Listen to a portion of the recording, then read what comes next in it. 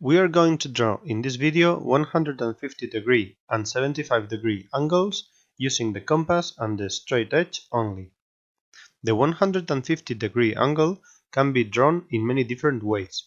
The one we are drawing here is the following: adding a 60° angle to a 90° one, and the 75° angle can be gotten drawing the angle bisector of that 150° angle.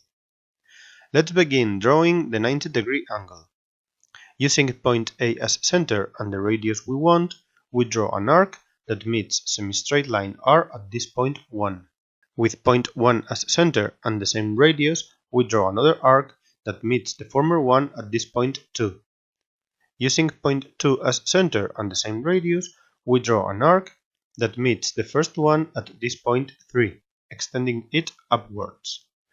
Using point 3 as center and the same radius, we draw another arc that meets the former one at this point 4, so the semi-straight line that starts at A and goes through point 4 forms a 90° angle with semi-straight line R.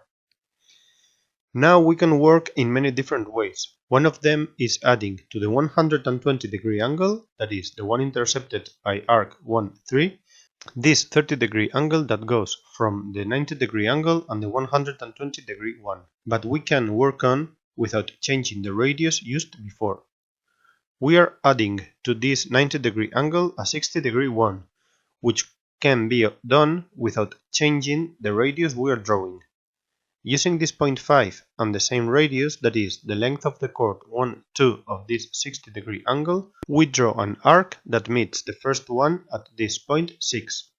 The angle intercepted by the arc 1, 5 is a 90° one, and the angle intercepted by the arc 5, 6 is a 60° one, so the angle intercepted by the arc 1, 6 is the 150° angle. I check it, here it is, the 150° angle.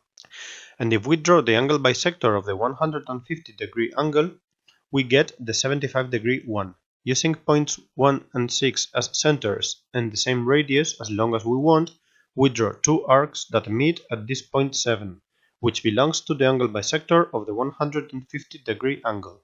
So the semi-straight line that starts at 8 and goes through point 7 forms a 75° angle with semi-straight line R. And I check it, here it is, the 75° angle.